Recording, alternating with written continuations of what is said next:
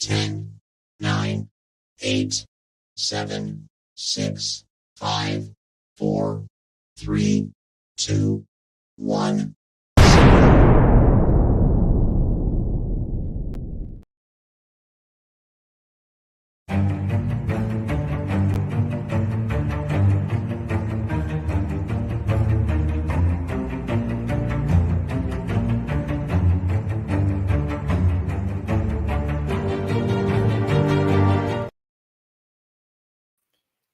And you know what I'm going to say? And we are live. How are you, Kat? So good today. Today's a great day. It is a great day. We have Kat has some wonderful feedback to share. But before we jump into that, let me read her bio to you, because we are really in the presence of someone that is a professional, that is an expert on all the topics that we have been discussing for the last few weeks. Kat is the founder and CEO of Compassionate Healing Services. She's a suicide prevention and complex trauma specialist, an accessible yoga and meditation teacher, a master Reiki healer and spirit medium, fat activist, and a speaker. We are in good hands this evening, Kat, and I believe you have amazing feedback and news to share. Yes, well, I also want to add, and I appreciate your generous introduction, and I believe I've earned my stripes when it comes to my expertise in my field. I know that I have, but I think, what makes me such an expert in my field is I didn't come through the journey of mental health and suicide prevention as an observer of it from the outside, right? I came to this work experientially. I almost died of what they were calling bipolar disorder, right? And it turned out the correct diagnosis for me was complex PTSD, meaning that I had been through a tremendous amount of childhood trauma that had gone largely unrecognized, untreated, unvalidated. And then because of this nervous system that developed abnormally, if you will, or what we consider neurotypical, my nervous system was in this constant state of fight or flight, and I dealt with depression and anxiety on a daily basis, and I drank way too much in order to mitigate that. And alcohol has a lot of negative side effects, such as anxiety and depression, right? So just like with the alcohol, the treatment was, worse than the disease. And that was true for me personally for pharmaceutical treatments. Every time I got an SSRI or an SNRI or a mood stabilizer, it was supposed to make me feel better. And instead, it made me feel maybe marginally better anxiety-wise or depression-wise. But now I had this whole other horrible side effect to deal with, like sensitive skin, Juanita. Can you imagine me having any more sensitivity to sun? Right. Like, and, the medications were so hard on my stomach. I was vomiting all the time. I could barely eat, and it got to the point where everything that my insurance covered or didn't cover, anything I even knew to try, and that included talk therapy, years and years of talk therapy with good qualified therapists, right? All the medications that I've already mentioned. I went through EMDR therapy. I went through DBT, dialectical behavior therapy, which is amazing, and I highly recommend, and I teach to my clients. And it was making me feel marginally better. I was still very much just surviving instead of thriving, right? And it was only when I had a psychiatrist who validated my humanity and stopped putting a label on me of mentally ill or crazy, and started listening to the words that came out of my mouth, and started, because of my own foundational background at that point of 3 years, of 2 years rather, with intuitive eating, what we've been talking about this whole month, I actually had some fundamental trust in my own body by that point, which felt miraculous in and of itself. And I trusted that the only medicine that I was ingesting that was really helping me was cannabis. And I was doing that in secret because that was not even legal in my state, except for medicinal purposes. And she was the psychiatrist who not only gave me the correct diagnosis, but said, and that makes sense because cannabis is a known treatment for trauma. And you would qualify for a medical license. And that changed everything because I, with her supervision, went off all the prescription medications I was on. Was using only, high quality, safe medical cannabis, but incredibly expensive, way more expensive than the average person could possibly afford for the types and quantities that I was needing at that time. And I felt literally about 70% better after 6 months of being so deep into my depression that it seemed like leaving Earth was the only way to out of it, right? Because I was trying everything. I wasn't working. I was in a partial hospitalization program. So I was desperate. I was in crisis, right? And as the saying goes, right, necessity is the mother of invention, right? And I was a mother. And that's why I knew I couldn't leave Earth, because even though I didn't think I was a good mother, because that my depression was lying to me like everyone's does, and was telling me that kids were better off without me, and I was terrible at the job. I felt nothing but guilt and shame at all times. And yet it was my understanding that the suffering I was going through had been a result of trauma. And compared to many other people in my life at that time, my trauma could have been worse. You'll hear that phrase a lot because it's the name of my book. And because my trauma could have been worse, and yet I still found myself in such a deep despair that it didn't feel survivable, that I had appreciation for people for whom, their trauma couldn't have been worse, right? And my partner falls into that category, right? But also that if my trauma had gotten me to this terrible place in my adulthood, what would be more traumatizing to my own children, who were only 6 and 3 at that time, if I had decided to end my life, right? Like that would have been a trauma that would have been very severe, right? So I just couldn't do that. And yet everything I was trying that was traditional wasn't working. So I finally found a psychiatrist that validated for me that I could do it my way. And I recognized the layers of privilege in that. That probably had a lot to do with my education level, with perhaps the color of my skin, with my body privilege, the thin privilege we've been talking about all along. These things, my financial privilege absolutely are what allowed me to move in the direction of doing this my unique way and finding true healing, not just survival, but thriving, right? And what got me there is, and whether I've mentioned it before on these lives, or maybe just in that initial podcast episode we did together, I was an atheist for 18 years as I went from a Catholic background. At 21, when my father passed away, my faith died with him. And I was now 38, right? I was about 38 when I had started eating intuitively in 2015. I had started doing yoga, not for weight loss, but for inner peace. Imagine that, right? In 2016, and got my yoga teacher certification at the end of 2016. 2017 was when I fought for my life. I had a bipolar manic episode followed by a 6-month suicidal depression. It took me about a year of doing DBT therapy and other therapies to get myself to the point where I could start working in my business again. And I, at that point, switched the name from Zen Mom Yoga, because that's all I thought I was going to do, was teach yoga to stressed out moms, to Compassionate Healing Services, because that more encompass the breadth of who I am and the services that I have, that I provide to my clients, and, the compassion that I've garnered through experience with this. Right. And so it was in 2018 then that my yoga studio was hosting a spirit medium. And I was very offended by that because I didn't think that was real. Right. I didn't think that you could communicate to people after death, because we only live this one lifetime in these human bodies, and these human bodies died. Right. So it just really offended me that it was almost like someone coming into your church and,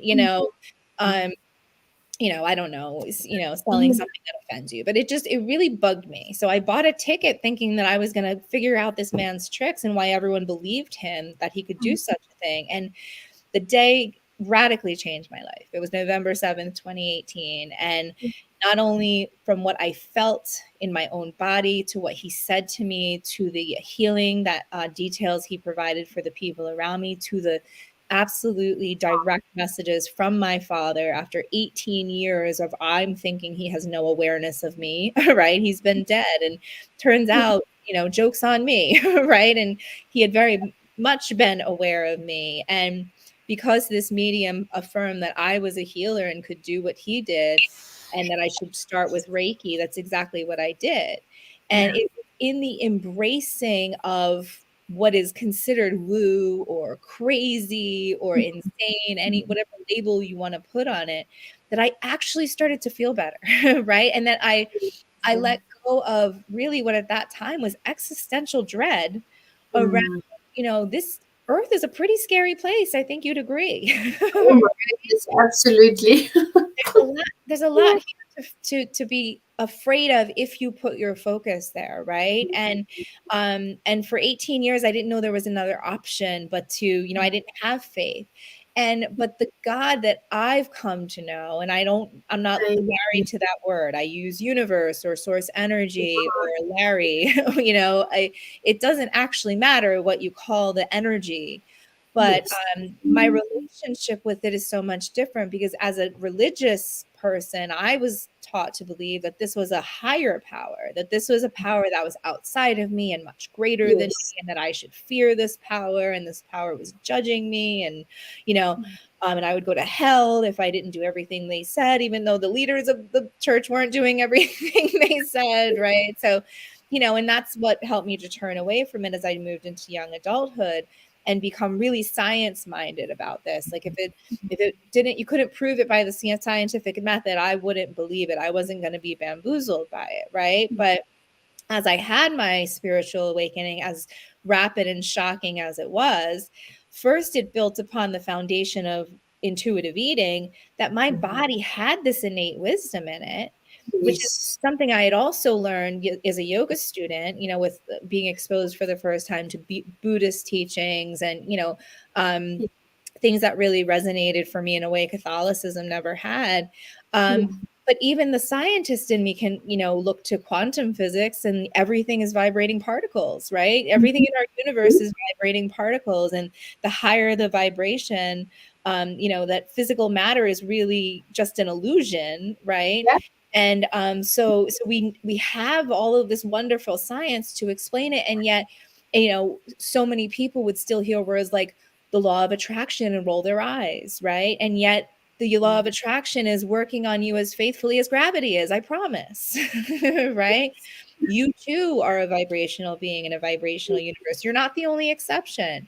And your thoughts are creating your reality. And that's bad news for most of us, because most of us, as we've discussed in other lives, most of us, especially if we're mired in diet culture, are spending about 70% of our thoughts just worried about our next damn meal.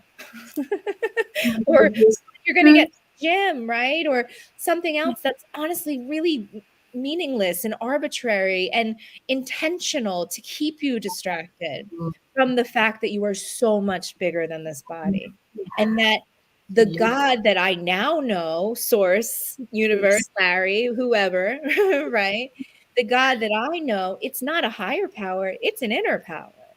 It's something that I can tune into when I'm quiet and still and relaxed and not allowing the matrix to tell me what my body needs to look like, how much money I need to make, how many hours that equates to working. And, and then I'm crazy, and then I can't trust these, intuitive hits that I get, right? All of that is very intentional. And it, for me, brought me to a crisis point, literally. And it was the unlocking of my mind and heart around, well, what if I'm wrong about mediumship? What if I'm wrong about astrology? And I think astrology is especially important to acknowledge, because astrology is so complex. It is truly the most ancient and complex science on the planet, and a brilliant astrologer, and I'll call out one I love. Her name is Sarah Kirby. She's of Seven Moons Astrology, also a former atheist with 2 engineering degrees, who absolutely fell in love with reading astrological charts and can give just such specific information just by looking at, if you will, the picture of the sky the moment you were born, right? If you know, if you're privileged to know the exact day, time, and location of your birth, you can get a full natal astrology reading that will show you that you were born on purpose for a purpose. Beautiful. And it equates to the acknowledgement, if you will, of a power so intelligent, right? We're talking about the same energy that you are connected to through your emotions. That's a whole nother conversation. The power that you're connected to is the very same power we're talking about that's keeping our planet spinning in perfect proximity to other planets, right? And those are having very real impacts. I mean, it's wild to me. People don't believe that the moon can have an impact on your energy when we know the moon is the reason for the tides of the ocean, people. Yes, that's science. No arguing with that. And you're also 80% water, by the way, right? So, you know, we've rejected these things, because there's so much cognitive dissonance around them, right? For most people, these concepts are so new and so foreign and so demonized, especially by the Bible, let's say, right? My own brother is a born again Christian and would I mean, not only am I in partnership with a woman, but I'm a spirit medium. I work with angels and ascended masters, not just from the Christian Bible, right? And and they would call that evil, and what I call evil is the ego, right? And the bugaboo about the ego is that we all have one. Right? I love that good bugaboo. I love it. I'm going to use it from now on. It's my new favorite. I've been using it all day. I just can't seem to stop. So we're gonna roll with it, right? But just as you're not the exception to the universe, and that you too are a vibrational being in a vibrational universe, you are divine love. You're connected to that universal energy, whether you know it or not, and the law of attraction is responding to you accordingly, whether you know it or not. You too have an ego, and you have the capacity for evil, right? There isn't a mother on this planet that, if you didn't ask the question, are you capable of murder if your child was in danger, if your child's life in danger, the answer is yes. Right? And yet most of humans would sit in judgment of someone who commits an act of murder regardless of circumstance, right? But they're not sitting in judgment of their own selves, right? And the fact that in the case of, and these conversations that we've had over the last month have been difficult. They've been probably triggering to some people who are heavily invested in diet culture. And I hope that I did a good job in relating that this is not about shaming anybody individually who wants to pursue weight loss for themselves. Again, it's about doing it with with your eyes wide open, as far as this is either this is going to be a temporary solution, right? That could and statistically will cause you to gain weight over time, probably more than you lost. Or alternatively, you're just going to have to do these restricting behaviors pretty much for the rest of your life. And please understand too that the pursuit of thinness is not the pursuit of health. These are not synonyms. In many cases, thinner bodies live less time, so that doesn't seem very healthy, right? Also, eating disorders are the second deadliest of all mental illnesses. So in the case of anorexia, suicide is the second leading cause. Not very healthy, right? So, just as long as you're participating in dieting, knowing that it's likely statistically to make the problem worse instead of better, and it's not improving your health, it's just improving your thinness, right? And with that, yes, 100% comes a lot of social validation, a lot of claps, right? A lot of envy, a lot of social media likes. I love that too, right? That was great. But I've found a deeper source of self-worth right now than to how flat my stomach is, or how how many chins I might have throughout my lifetime. Like, bodies are meant to change, right? So Just natural. as I said, just as we are all connected to this divine source, and we all are capable of being lights on this planet that inspire others to, greatness, we're all also capable of evil, right? And evil can come in the form of egregious acts. I used a really extreme example in murder, right? But to me, it's actually, if you know you're doing harm, right? If someone has told you, let's say it's a one-on-one thing, this, in our relationship, you sometimes make comments about my weight, and whether it's a mother, or a partner, or any type of friendship, right? You occasionally, or you either frequently or occasionally make comments about what I'm eating or my weight, or you ask questions that make me uncomfortable. That's really crossing my boundaries, and what I eat and how I look and what I weigh really isn't your business. So if you could please stop doing that, I'd appreciate it. And then that person says, no, I'm doing it for your health. No, screw you. I know better than you. Those are little microaggressions, if you will, but really not that micro. Yeah, definitely. It's a pretty strong sign of disrespect, and it's how I sniff out narcissists in my life, right? If someone cannot or will not stop doing something that they know is hurting you, that's not the sign of somebody that you should be sharing energy with, right? You perhaps love them from afar, but and in the case of dieting, it's I don't only want to point to the doctors, although that's a huge one, right? Because doctors who pledge to do no harm through the Hippocratic oath should know and care that the BMI is racist, and that it creates an unrealistic, really or not even meaningful standard upon which we then prescribe weight loss, which does more harm than good. Hook, line, and sinker. Level A evidence, right? That weight loss intentionally over time causes weight gain, right? Those are things that doctors and the governing bodies, such as the American Academy of Pediatrics or the American Medical Association, should care deeply about, as I do, right? But this isn't limited just to doctors. This is very much limited. This includes personal trainers. This includes nutritionists. This includes registered dietitians. This includes yoga teachers. This includes a lot of people in the spiritual sphere. If anything, it's the biggest shadow I see in the spiritual sphere is that we are still equating veganism with spirituality, or eating clean with spirituality, or spiritual bodies have a certain shape, or yoga bodies have a certain shape. And that's crap. I mean, I was dozens of pounds heavier than I am now when I went through yoga teacher training, because I had just had a baby within the last few years before that. And my marriage was crumbling, and I was in a terrible place with my mental health and my friendship groups at that time. So and I graduated yoga teacher training just like everyone around me who was thin, right?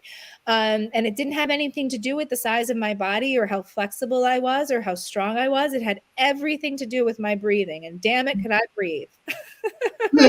Right?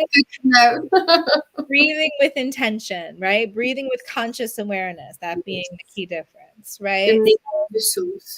I know I'm rambling today, but it's important to me that I get out the message of how this all fits together, really, because it sounds strange maybe for someone who has publicly said my mission is suicide prevention to kind of come out the gate talking about intuitive eating. But what I came to realize through 3 years of eating intuitively before my spiritual awakening was that intuition is another word for God, or universe, or source energy, or Larry, right? Whatever we're calling it.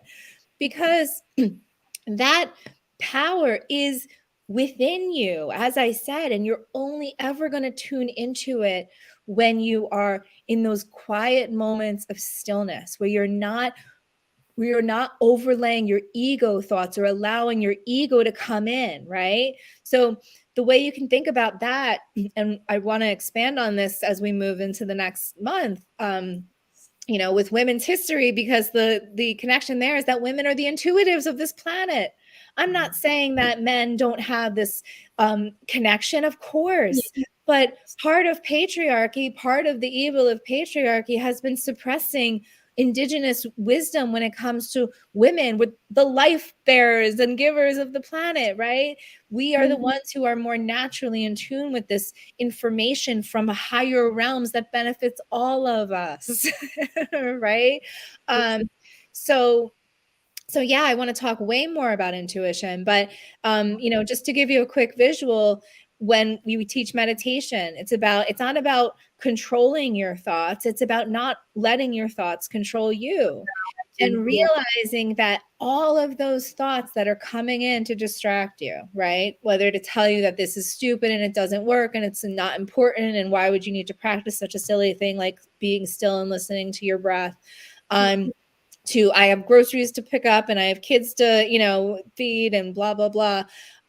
Those are the weather, right? That's the rainstorms that are coming in. But you, who you really are, is the sky, right? It's the awareness. You're the entire sky. And when you take off in an airplane, right, and in a rainstorm, and you break through those clouds, you see that the sun in the sky is just as beautiful above the clouds, right? So it's important to get to know yourself on that level, and it literally saved my life. So I'm going to continue to speak about it, whether other people like it or not, or agree with it or not, because it's the message that I came to share around, if you find yourself in crisis, not if everything's working for you, please, you know, I'm not for everybody and everyone's not for me. If pharmaceuticals and talk therapy and EMDR and religion and or atheism and alcohol are working for you, do you, boo.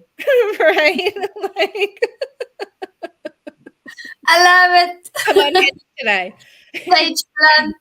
You do you, boo. I love it. Bugaboo, you do you, boo. It's a theme. It's a theme. And if you find yourself suffering in the depths of hell, like I did, and you've tried everything and nothing's working, maybe opening yourself to something that sounds crazy, you know, will. And, you know, and I can end on some feedback actually I received over the weekend. That I think the man was afraid that he offended me, and I could not have been less offended. We had about an hour long conversation about a situation, very difficult situation with their son, you know, who is struggling with severe mental health issues.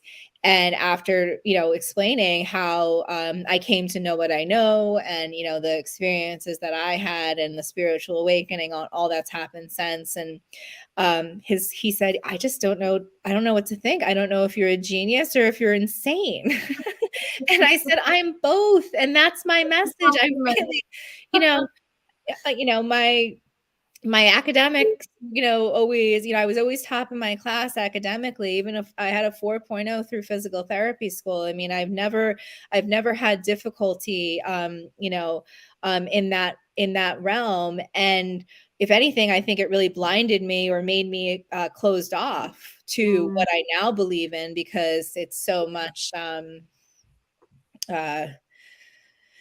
weirder. I'll just be let's just use the term. I mean, I'm not pretending like a lot of things I now know and believe don't sound strange, but what do those labels mean, right? Strange, crazy, weird, even obese, right? They're just terms that are meant to pathologize or make bad something that's actually not bad. It's just different, right? Like diversity of thought is just as important as diversity of bodies.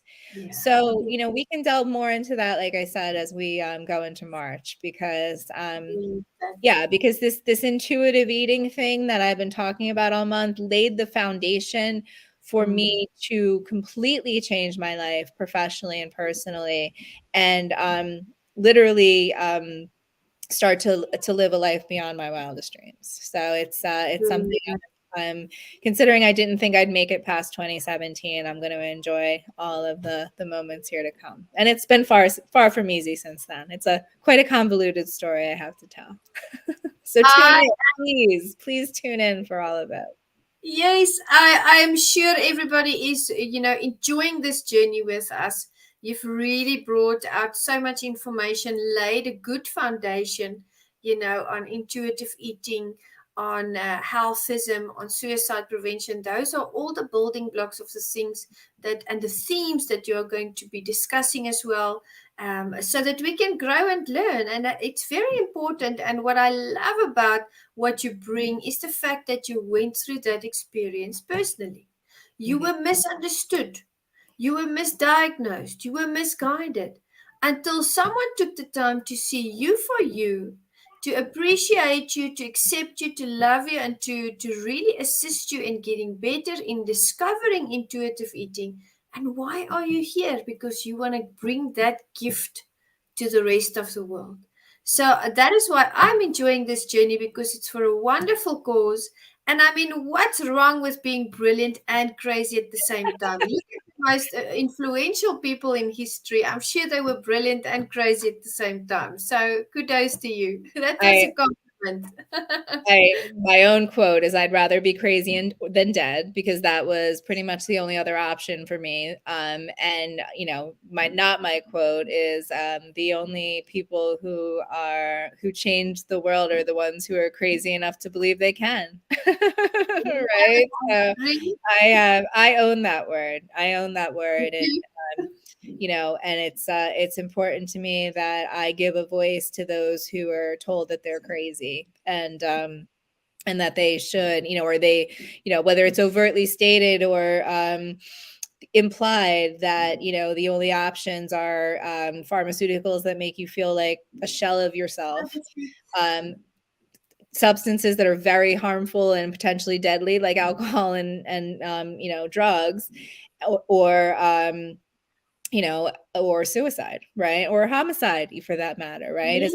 Isn't that more and more of a problem throughout the world? So, so this is very serious stuff, which is why I want to bring lightness to it when I can, in the form of my silly sense of humor. So I love it. I love it. You're on stage blunt.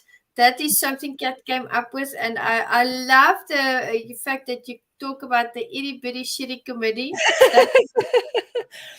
I mean, I've said for a long time, cursing is my love language, because when I was a teenager and I was going through really, really hard stuff, the only I had pretty strict, especially my mother, pretty strict. But for some reason, they allowed me to curse. Like, that was the one thing, rebellion, that I was allowed in my home. And I curse apparently so much that my own children are like, "Mom, it's not cool." Like, so I'm like, "Oh, great. I that was a wonderful parenting technique on my part, because now I've cursed, so you don't think it's cool, so you're not going to curse. Great." Well, that worked. Exactly. No, it's just it's wonderful, the way that you deliver the information, that you bring your passion for people, and community upliftment, making the world a better place. This is a journey, and we are all very excited to take this journey with you. And I know there's people in the audience that are listening in, that are feeling like they are being understood, that are working things out for themselves, and that are really, working in their own lives and in their mindset and in their thoughts. And you are connecting those dots for them. So I love what you bring. And well, please don't stay hidden. Reach out.